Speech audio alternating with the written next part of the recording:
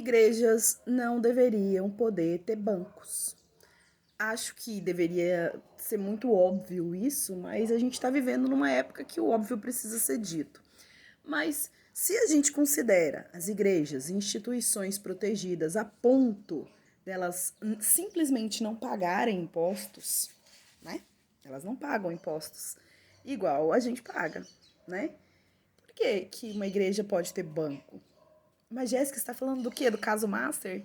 Não apenas, não apenas. Parece que tá aí mais um caso de igreja com banco, tá aí viral. Vou nem falar o nome para vocês pesquisar. Mas aí eu fico rindo assim, vendo.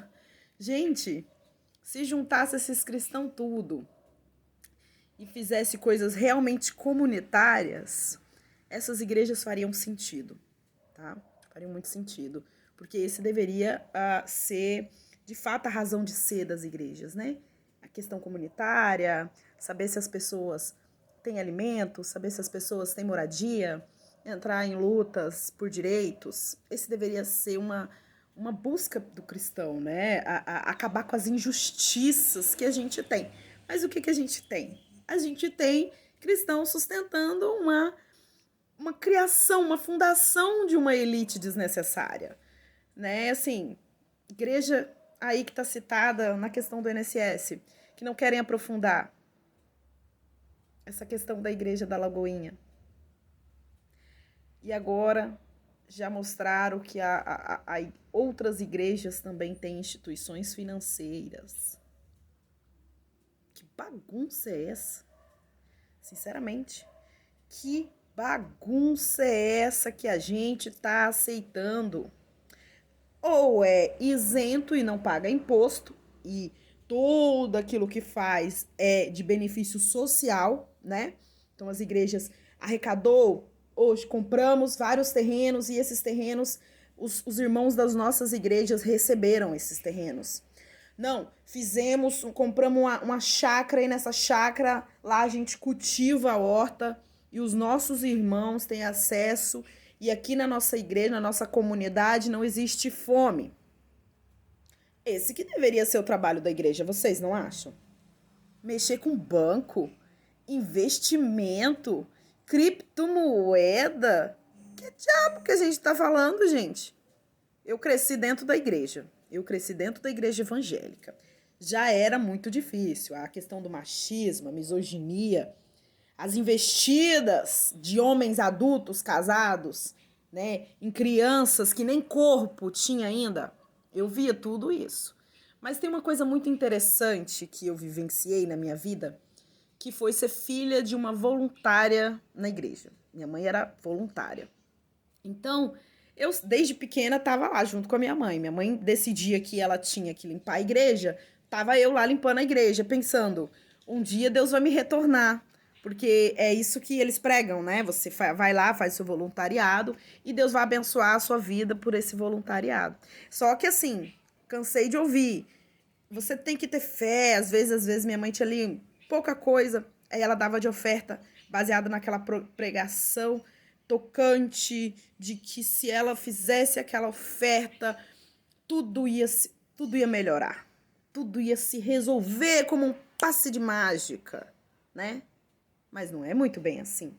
Porque na vida você tem processos, na vida você tem a questão do ambiente que você está, do país que você está, questões políticas, questões de renda, questões estruturais, de como que a gente produz no nosso país, de como que a gente explora a mão de obra do país, de como a gente explora a mão de obra das mulheres, do trabalho do cuidado, do trabalho reprodutivo e ambos não remunerados.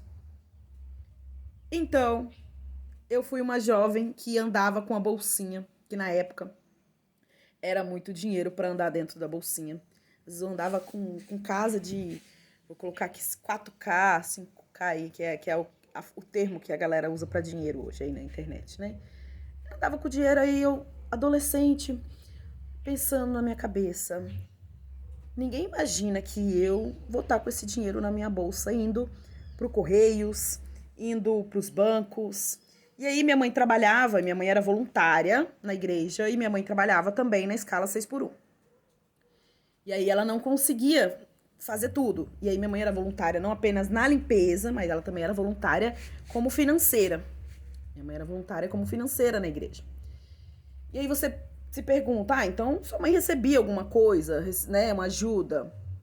Era raridade, assim, você tinha que contar no dedos de todos os pastores que passou, foi ali um que tinha família, que tinha uma consciência muito interessante com a própria família, não tô dizendo que era perfeito, mas foi um ali que passou, que às vezes olhava pra minha mãe e falava, ô, dona Liene, toma aqui o do gás pra você comprar, tem gás lá na sua casa, você tá com dinheiro, você quer um dinheiro, você não quer ir com a gente lanchar? Porque tá aí uma das práticas de pastores de igreja, é que esse dinheiro de oferta, de tudo, de dízimo, vão tudo pras pizzarias. Vão tudo pras pizzarias, se reúnem. Quando você vê as pizzarias cheias, dia de culto.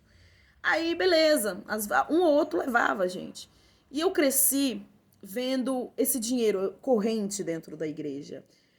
Tinha lá os dinheiro, eu pensava na minha cabeça, né? Não, o dinheiro que arrecada é para manutenção da obra, né? Era isso que eu pensava. Só que aí eu fui vendo que você tinha que pagar a energia, você pagava a água, mas você, na época não tinha internet, viu, gente?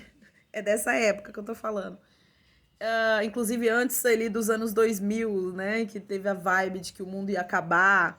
Aí muitos cristãos doou terrenos para a igreja, deu toda a fortuna e etc. E aí alguns pastores venderam e sumiram. E muita coisa aconteceu nesse mundo pentecostal. Mas assim, chegar até mim, que eles chegaram a se estruturar enquanto bancos, instituições financeiras, será que não está na hora da gente debater uma regulamentação das igrejas no Brasil? Será que é um assunto muito polêmico para a gente começar a pensar? Porque aqueles que querem fazer um bom trabalho comunitário com as suas comunidades, sabe, com a sua fé, vai fazer esse bom trabalho. Mas a gente precisa começar a filtrar o joio do trigo, né? Um assunto muito espinhoso para um país cristão. Mas vamos lá. Cristo chegou lá na igreja e aí quando ele via toda aquela bagunça daqueles vendedores, o que ele fez? Ele meteu foi o pé. Por quê? Porque não era para estar vendendo a fé. E o que a gente vê hoje é bancada dentro da igreja, dentro do Congresso, do Senado, das câmaras de vereadores, que utilizam o nome de Deus, a fé e a religião e a família e tudo que eles puderem utilizar, todo o hype que eles podem para ocupar espaços de poder. Então, assim, eles já estão lá como uma bancada num Estado laico, né? Porque, bom, vamos lembrar que o Estado laico presume que todo mundo possa ter a sua fé e que nenhuma fé está superior ou acima de nenhuma outra fé, né? Todo mundo pode ter a sua, inclusive não ter nenhuma fé. É isso que é o Estado laico. E aí eu fico me questionando a que ponto a gente vai permitir isso chegar. Bancos, instituições financeiras, investimento, são empresas. As empresas pagam impostos. As empresas geram empregos, pagam impostos e são produtivas. E você não vai ver tantas empresas aí tendo bancos.